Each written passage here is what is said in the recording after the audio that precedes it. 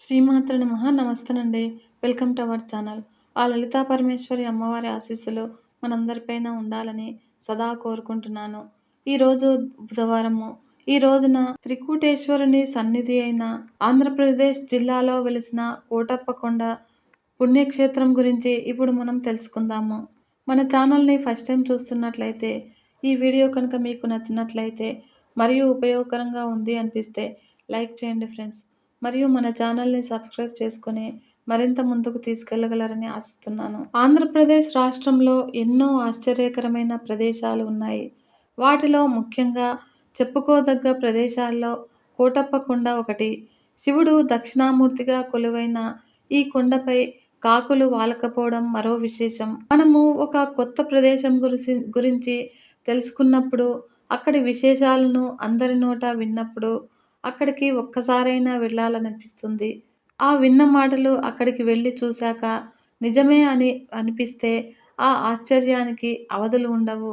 మన చుట్టూ ఎన్నో వింతలు, విశేషాలు ఉంటాయి. కానీ వాటిని గుర్తించడము, వాటి గురించడం వినడము, తెలుసుకోవడంలోనే కొంత ఆలస్యం ఉంటుంది. ఆంధ్రప్రదేశ్ రాష్ట్రంలో ఉన్న ఓ అద్భుతమైన ప్రాంతం గురించి ఆలస్యం లేకుండా ఇప్పుడు మనం తెలుసుకుందాము. కాకులు దూరని కారడవి అనే పదము మీరు వినే ఉంటారు. కానీ కాకులు వాలని కొండ గురించి ఎప్పుడూ వినుండరు. అవును, ఈ కొండపై కాకులు వాలవు. సాధారణంగా కొండ ప్రాంతాలపై ప్రతి చెట్టుపై కాకులు కనిపిస్తూ ఉంటాయి. కానీ గుంటూరు జిల్లా నరసరావుపేటకు సమీపంలో ఉన్న కోటప్ప కొండపై మాత్రము కాకులు వాలవు.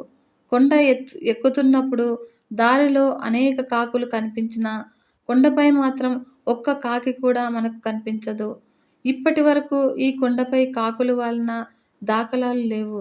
అసలు ఈ కొండపై కాకులు వాలకపోవడానికి కారణం ఏమిటి అనే ప్రశ్నకు సమాధానం తెలియాలి అంటే ముందుగా కోటప్పకొండ చరిత్రను గురించి మనం తెలుసుకోవాలి. ఈ కోటప్పకొండ పల్నాడు జిల్లా నరసరావుపేట మండలము ఎల్లమంద గ్రామ పరిధిలో ఉన్న త్రికూటేశ్వరుని సన్నిధి.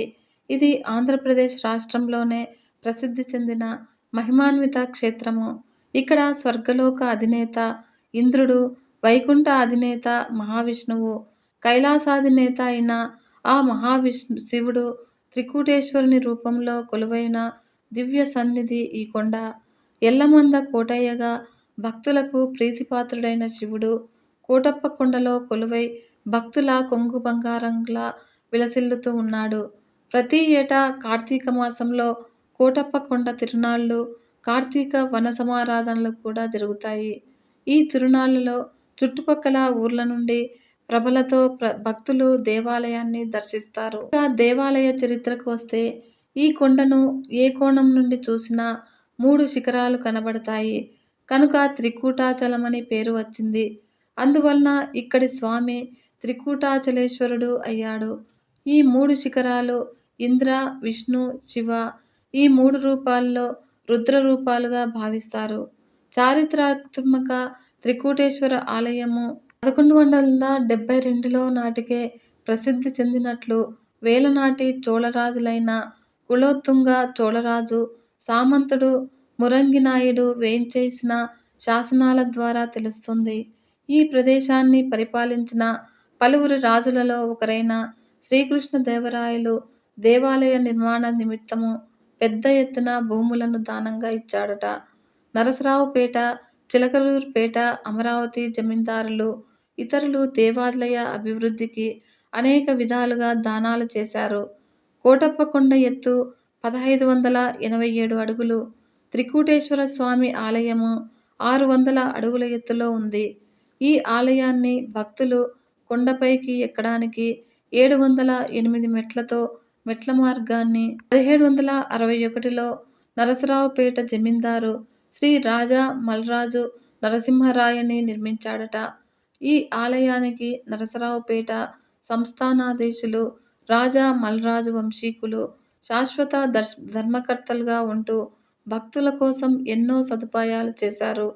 త్రికూటేశ్వరుని దేవస్థానంలో స్వామికి సమర్పించే అరిసె ప్రసాదం కూడా విశిష్టమైనది. తెలుగు రాష్ట్రాల్లో ఎక్కడా అరిసెలను స్వామికి నివేదన చేసే సంప్రదాయం లేదు. స్థల పురాణానికి వస్తే పురాణ కథలను అనుసరించి దక్షయజ్ఞ భగ్నం చేసిన తరువాత పరమశివుడు తనకు తాను చిన్న బాలుడిగా రూపాంతరం చెంది దక్షిణామూర్తిగా కైలాసంలో కఠిన తపస్సు ఆచరించిన సమయంలో బ్రహ్మదేవుడు దేవతలతో దక్షిణామూర్తిని సందర్శించి ప్రార్థించి తమకు జ్ఞానోదయం చేయమని కోరాడట. అప్పుడు పరమశివుడు బ్రహ్మాదులను త్రికూటాచలానికి వస్తే జ్ఞానం ఇస్తానని చెప్పగా బ్రహ్మదేవుడు త్రికూటాచలానికి వచ్చి పరమశివుని గురించి జ్ఞానోదయం పొందాడట. ఈ చోటనున్న గుడికే పాత కోటప్ప గుడి అను పేరు. లోపలి లింగం 1 అడుగు ఎత్తు కలది. ఈ గుడి ఉన్న శిఖరాన్ని రుద్రశిఖరం అనబడుతుంది. విష్ణువు శివుని కోసం తపస్సు చేశాడని ఇక్కడ నమ్ముతారు. ఇక్కడ పాపనాశనేశ్వర ఆలయము, పాపనాశ తీర్థ అనే పవిత్ర చెరువు ఉన్నాయి. తీర్థ శిఖరంనకు నైరుతి భాగమున ఉన్న శిఖరంనకు బ్రహ్మశిఖరమని పేరు. రుద్ర విష్ణు శిఖరాలపై స్వయంభువులగు జ్యోతిర్లింగాలు వెలియుటకు ఈ శిఖరంపై ఏమీ లేకపోవుటచే ఆయన బాధపడి బ్రహ్మ శివుని గూర్చి తపము చేసి శివుడిని లింగాన్ని ఆవిర్భవింపజేస్తాడట. ఇదియే బ్రహ్మశిఖరము. త్రికూటేశ్వర స్వామి ఆలయము ఇక్కడ ఉంది. ఇచ్చట తూర్పున గల చిన్న పల్లె మునిమంద, ఎల్లమంద అని పేరు గలవి. మొదట బ్రహ్మాది దేవతలు సకల మునిగణాలు శివుని ఇచ్చట పరివేష్టించుచుండెవరట. కావుననే దీనికి ఆ పేర్లు వచ్చినవని చెబుతారు. ఒక కథనం ప్రకారము సుందనుడు అనే యాదవుడు భార్య కుందిరతో కలిసి త్రికూట కొండలకు దక్షిణంగా కొంత కొండకావూరులో నివసించేవాడు. వారి భార్య బిడ్డ ఆనందవల్లి అనే అందమైన కుమార్తె పుట్టిన వెంటనే వారు ధనవంతులయ్యారు. నెమ్మదిగా ఆమె శివుని భక్తురాలైంది. రుద్రకొండపై ఉన్న పాత కోటేశ్వర ఆలయంలో ప్రార్థనలు చేయడం ప్రారంభించింది. చివరికి ఆమె తన భౌతిక జీవితంపై ఆసక్తిని కోల్పోయింది. ఆమె ప్రతిరోజు రుద్రకొండను సందర్శించేది. వేసవిలో కూడా తపస్సు చేసేదట. ఆమె తపస్సుతో సంతోషించిన శివుడు జంగమదేవరలాగా ఆమె ముందు కనిపించి ఆమెకు భౌతిక జీవితంపై ఆసక్తి కలిగేటట్లు చేయడానికి, కన్య అయినప్పటికీ గర్భవతి అయ్యేటట్లుగా ఆశీర్వదిస్తాడట. ఆమె గర్భం గురించి పట్టించుకోకుండా తన రోజువారీ ప్రార్థనలు ఎప్పటిలాగే కొనసాగించింది. ఆమె లోతైన భక్తికి అతను మళ్ళీ కనిపించి పూజలు చేయడానికి కొండ ఎక్కుతూ దిగుతూ ఇబ్బందులు తీసుకోవలసిన అవసరం లేదని ఆమెకు చెప్పాడట పరమేశ్వరుడు. ఆమె ఇంటికే తాను వస్తానని ఆమెకు వాగ్దానం చేసి ఆమెను ఇంటికి వెళ్ళమని ఆజ్ఞాపిస్తాడట. అయితే ఇంటికి వెళ్ళేటప్పుడు ఒక్కసారి కూడా వెనక్కి తిరిగి చూడవద్దని సలహా ఇస్తాడట. రుద్రకొండ నుంచి ఆనందవల్లి తన ఇంటి వైపుకు వెళ్ళే మార్గంలో బ్రహ్మకొండకు చేరుకున్న తర్వాత ఆమెకు అనుమానం వచ్చి వెనక్కి తిరిగిందట. అలా ఆమె వెనక్కి తిరిగిన క్షణము ఆమెకు ఇచ్చిన వాగ్దానాన్ని వీడి జంగందేవర కొండపై ఉన్న ఒక గుహలోకి ప్రవేశించి లింగరూపుడయ్యాడు. ఈ పవిత్ర స్థలము కొత్త కోటేశ్వర ఆలయం పేరుతో ప్రసిద్ధి చెందింది. తనకున్న భక్తిని పరీక్షించడానికి తన గర్భం అతని సృష్టి అని ఆమె గ్రహించింది. ఆమె దేవునిలో ఐక్యమైంది. ఈ ఆలయానికి దిగువ భాగాన గొల్లభామ గుడిని నిర్మించారు. ఈ గుడిని సాలంకయ్య నిర్మించినట్లు స్థల పురాణంలో చెబుతుంది. ఇక కోటప్ప కొండకు కాకులదూరని కారడవిగా ఎలా పేరు వచ్చింది అంటే, గొల్లభామ చిన్నతనం నుంచి పరమశివుడి పట్ల అత్యంత భక్తిని కలిగి ఉండేది.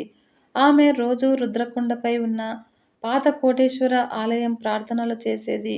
ఆమె భక్తిని పరీక్షించదలసిన పరమశివుడు కన్య అయిన గొల్లభామకు గర్భాన్ని ప్రసాదిస్తాడు. ఆమె గర్భంతో ఉన్న పరమేశ్వరుణ్ణి కొలిచేందుకు పాత కోటప్ప కొండకు రావడం మానలేదు. ఎప్పటిలాగానే ఓ రోజు ఆమె శివునికి నైవేద్యంగా ఒక చల్లకుండలో పెరుగును తీసుకొని వస్తూ ఆయాసంతో కొండ మెట్లపై కూర్చొని ఉంటుంది.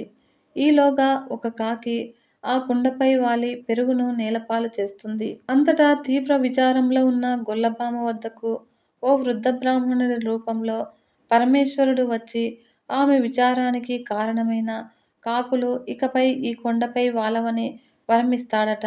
అప్పటి నుంచి కోటప్ప కొండపై కాకులు వాలడం లేదని పురాణ కథనము.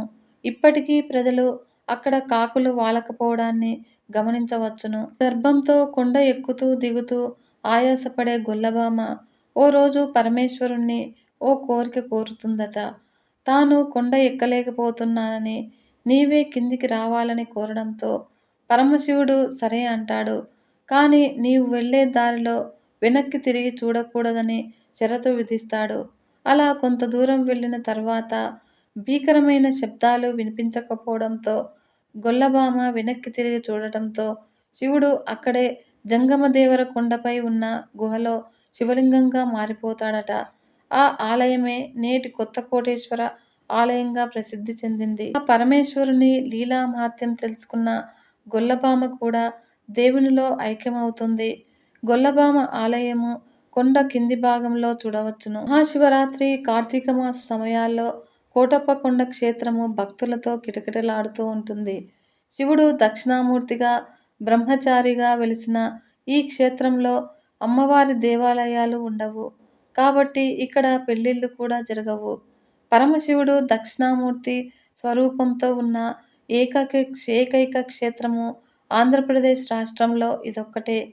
ఇక్కడ మహాశివుణ్ణి పూజిస్తే జాతకంలో గురుబలం పెరుగుతుందని చెబుతారు.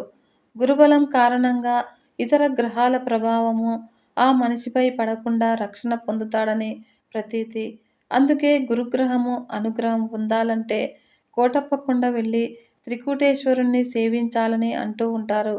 ఇక్కడ వాతావరణము ఎంతో ప్రశాంతంగా, ప్రకృతి అందాలు టూరిస్టులకు ఎంతో రమణీయంగా కనిపిస్తాయి. తెలుసుకున్నారు కదా ఫ్రెండ్స్ కోటప్ప పుణ్యక్షేత్రం గురించి. ఓం నమః శివాయ. సర్వే జన సుఖినో భవంతు. లోకా సమస్త సన్మంగళాని భవంతు. నమస్తే.